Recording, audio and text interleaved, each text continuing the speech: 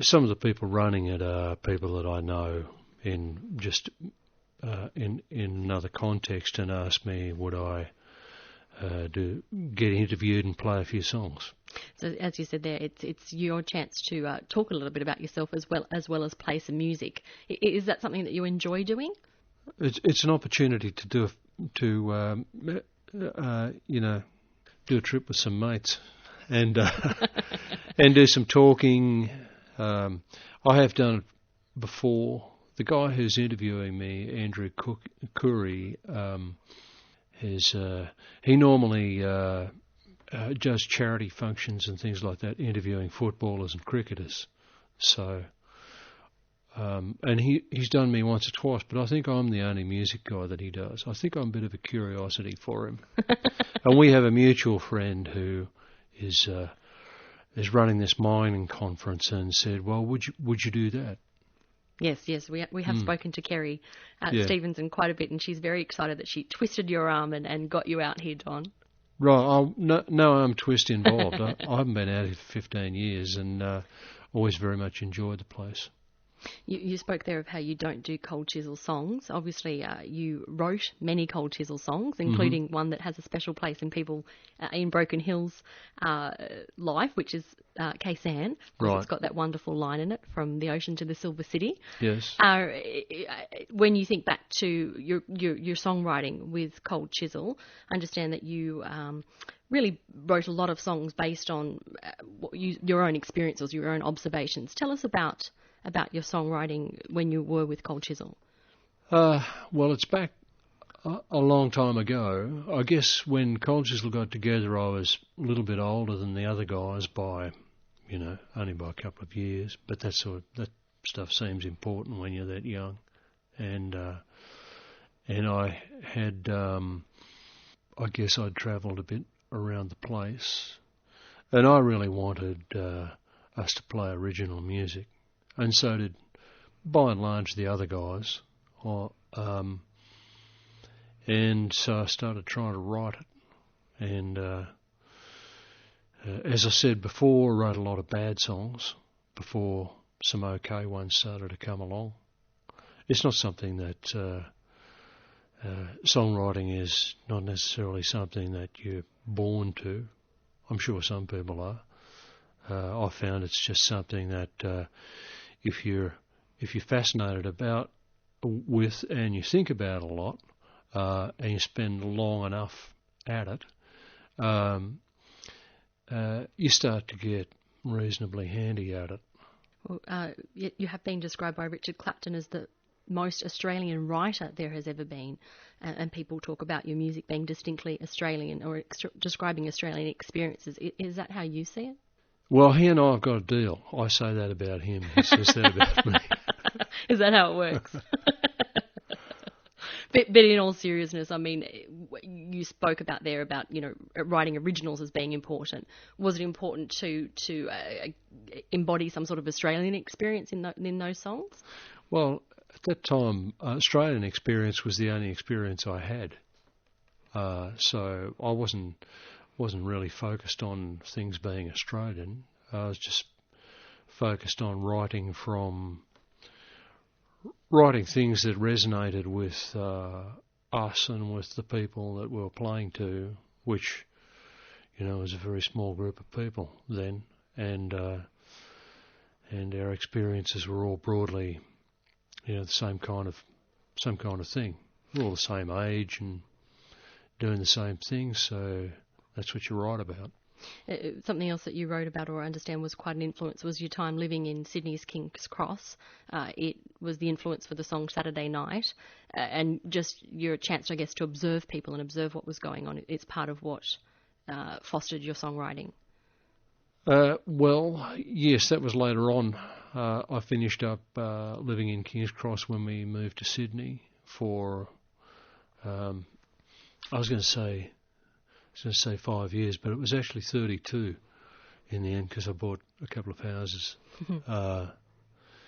And I didn't consciously, I don't walk around observing people. In fact, those people who know me would say that I was particularly unobservant.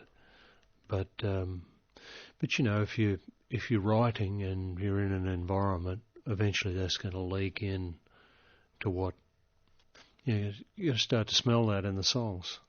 You spoke before there of initially Cold Chisel playing to quite small crowds, predominantly in pubs. Obviously, as the band took shape and it continued with success, you're playing to larger crowds. Overseas success really eluded Cold Chisel. Is that something that you, as a band, were hoping for? Is that something you had wanted? Oh, very much, but we didn't give it a serious try. I mean, we went to America once for 5 weeks. Toured for 5 weeks. Nobody cracks America like that. We had more of a serious crack in Europe, and we were on our 3rd tour of Germany, and we had got to the stage where we were headlining in Germany, in large clubs and pubs right through Germany, which is was a big place for that kind of thing. So we were doing our own 50-day tour at the time that we broke up. America, we never even tried. We spent 5 weeks in America, and it was a debacle from one end to the other. Speaking of debacles, the band had quite a lot of turbulent times. Jimmy Barnes coming and going at different points, different tensions between band members. Do you look back at the time with Cold Chisel and remember that, or is that forgotten now and only the good times are remembered? Well, those things happen. I mean, Jim wasn't the only one who was, leaving and coming back. Steve liked to do that too, and so that meant that you could never take it for granted if you were comfortable for a day. But things worked out in the end, all right. They could have worked out. It would have been nice to conquer the world, but you can't have everything. When the decision was made to disband, what did you see as your future then in the business? I wasn't sure. I was about 30. I had done music for 10 years, and I figured that I could go and do, the world was wide open. I could go and do other stuff. I particularly wanted to travel, and to travel to places that you don't see as a touring band, which is actually a very small area of the world, just America and Europe. I was more interested in seeing more out of the way places, and I just wanted to open end travel. You did that. You then did eventually come back, and you then began a list of different collaborations over the years. You've worked with a lot of different people in recording your own music and also then songwriting for others. Can you tell us about some of the collaborations? Well, I was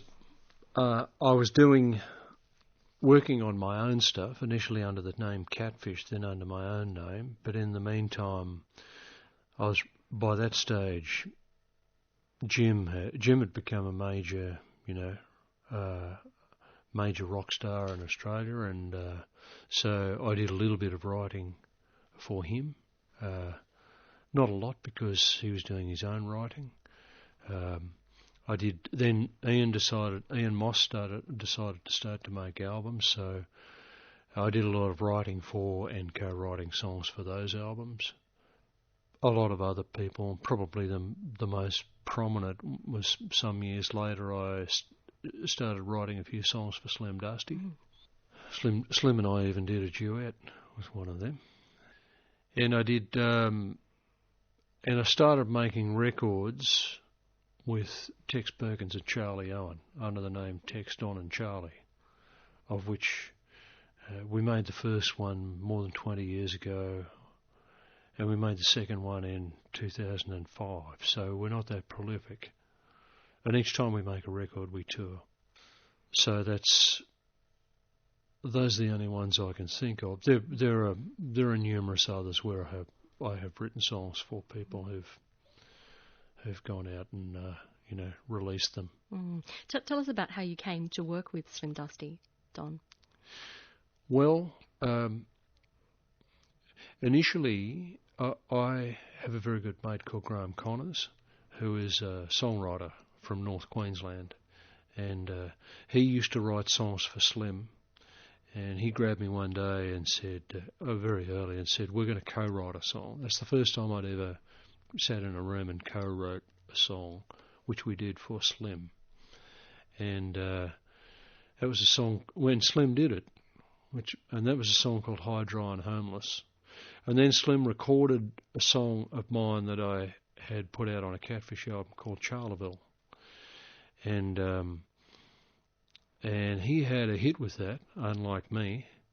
And then he invited me to do it as a duet with him, which I did, and we made a video. And then a few years after that, he was doing his 100th album, and he wanted a song to kind of mark that kind of milestone. And so I wrote a song for him called Looking Forward, Looking Back, which he made that into a hit, and it still gets played on the radio quite a bit now. Yes, it certainly does. Yeah.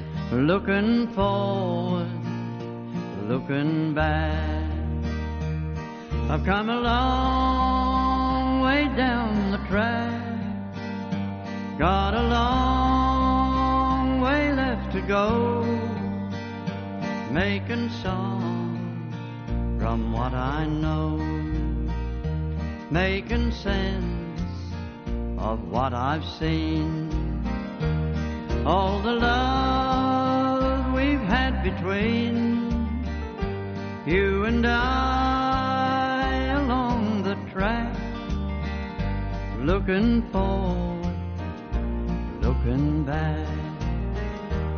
There are strange days full of change on the way, but we'll be fine, unlike some. I'll be leaning forward to see what's coming. We spoke with his daughter actually just recently, Anne Kirkpatrick, and I believe you've also written songs for Anne as well.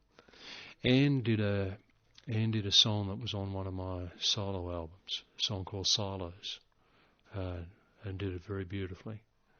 But Anne, we've been mates with Anne since the late 70s, because back when Cold Chisel was first in Sydney and we were playing around pubs, I remember we used to play in a place called the Civic, and Anne had a sort of a pub band and used to play in there too.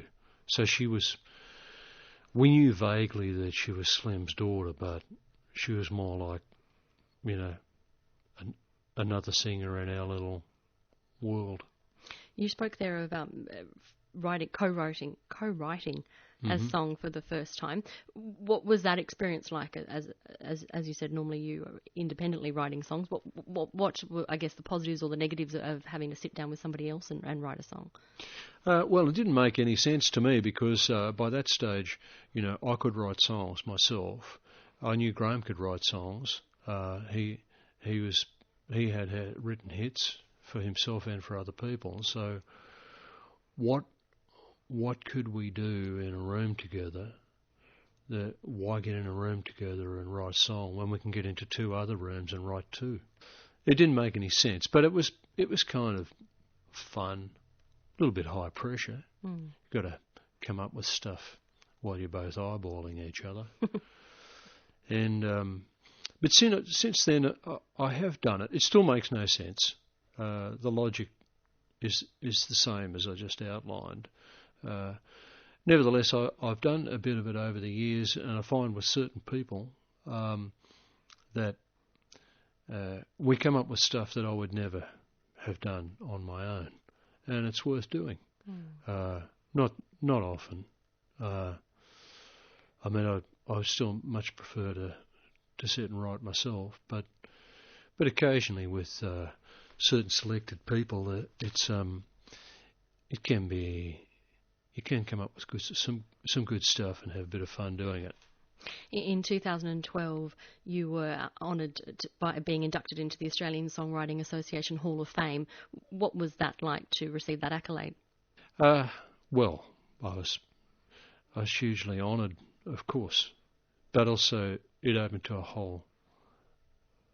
to a whole world, because I wasn't aware that the Australian Songwriters Association Hall of Fame existed before that until the night. And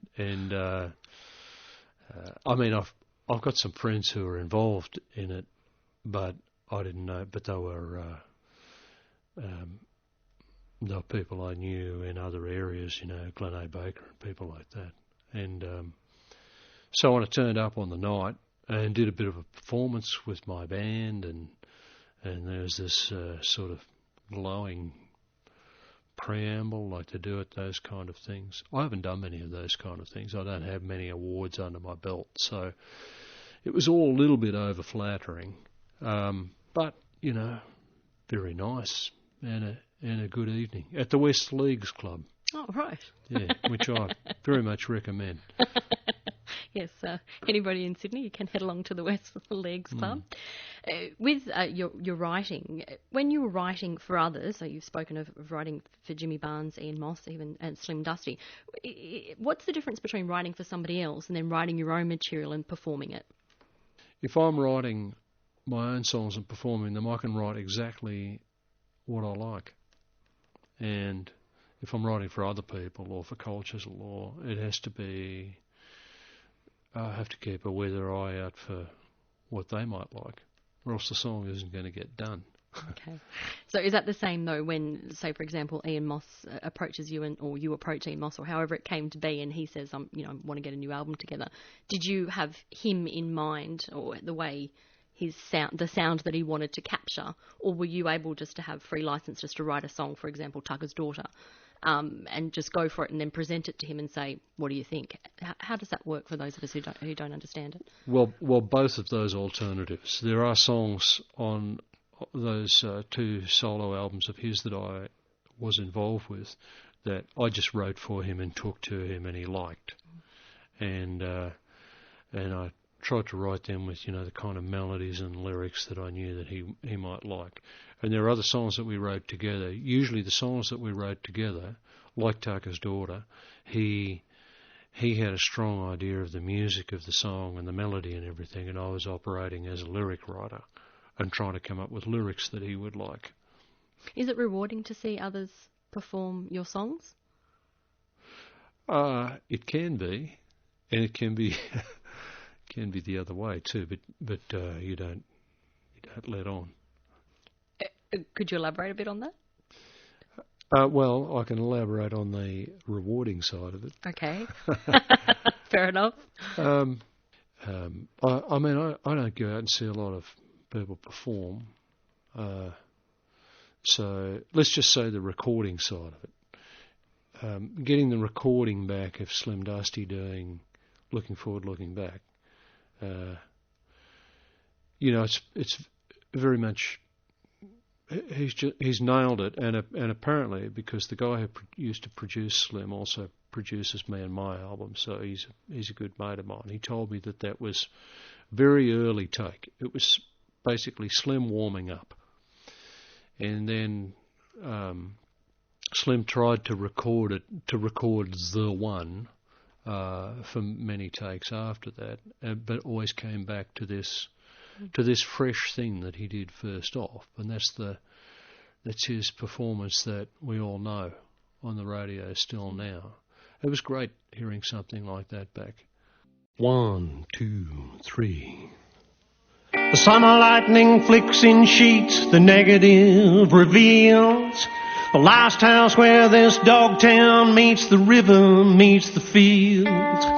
Looking out the east, I'd say that Thunderhead could be 1,000 miles away out off the coast.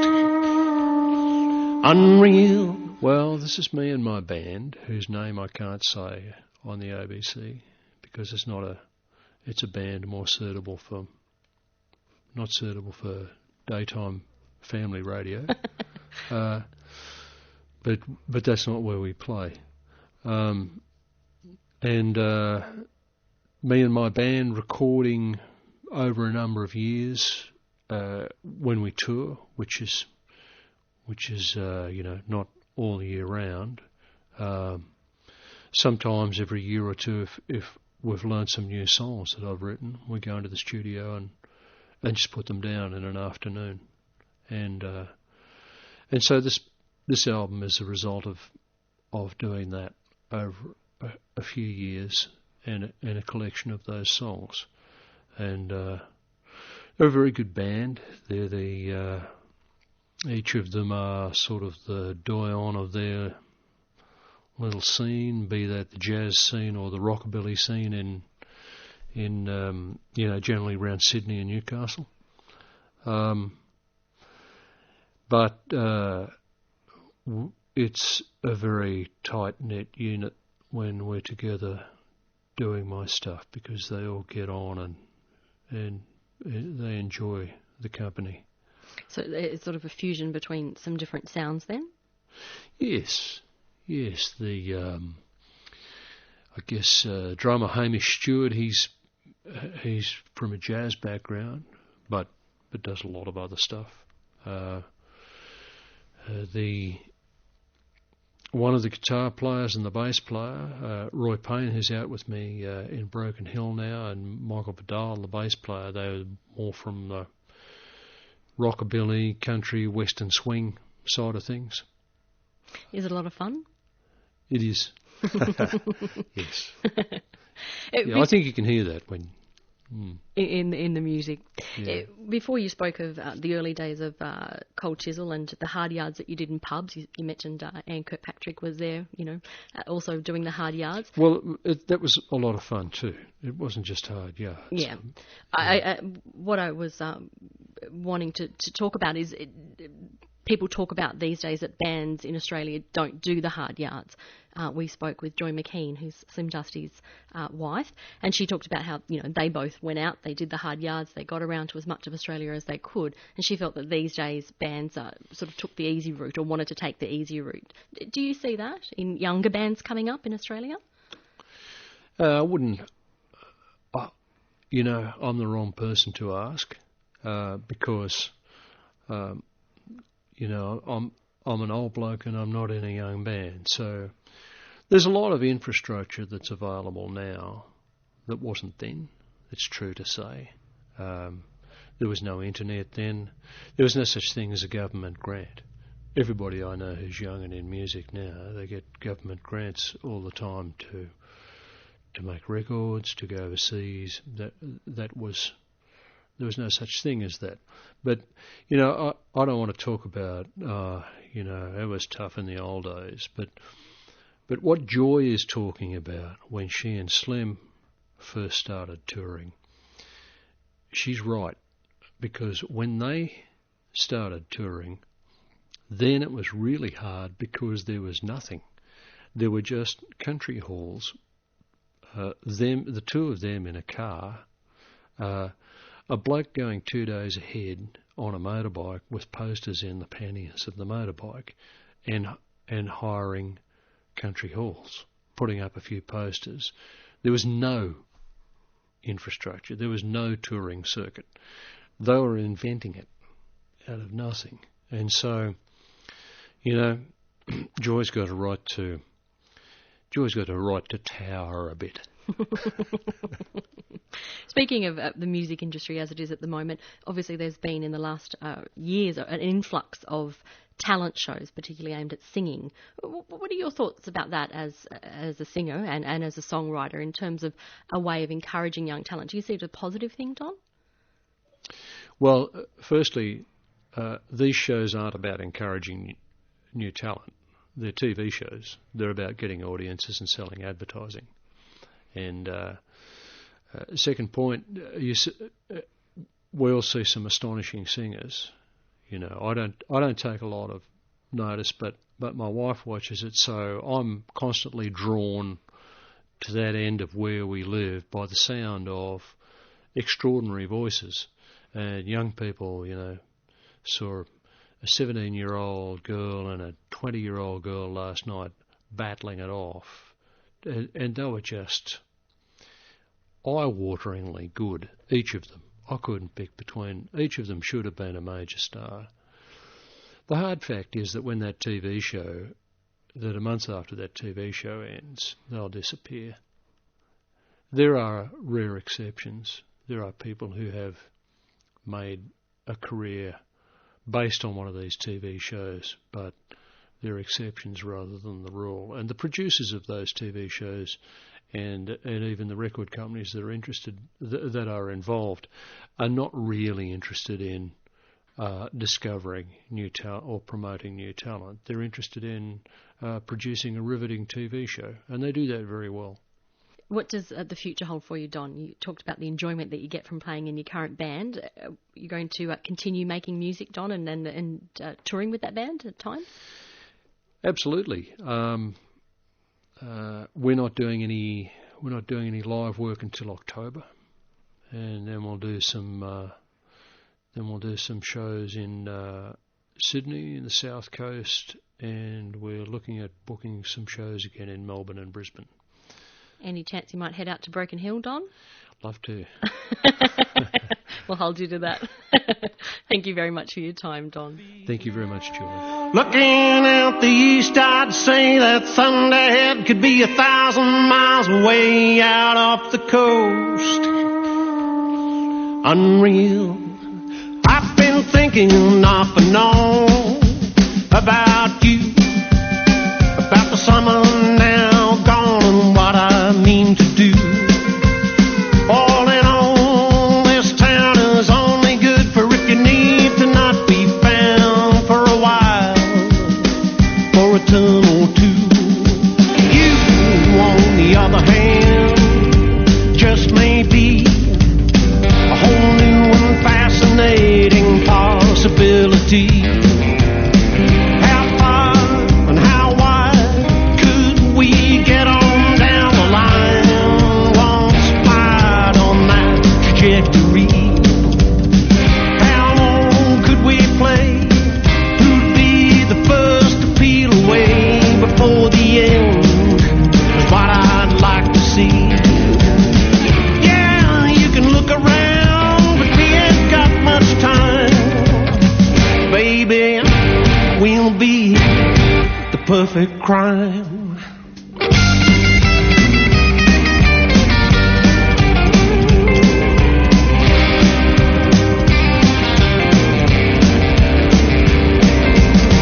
Summer lightning flicks in sheets across the world tonight.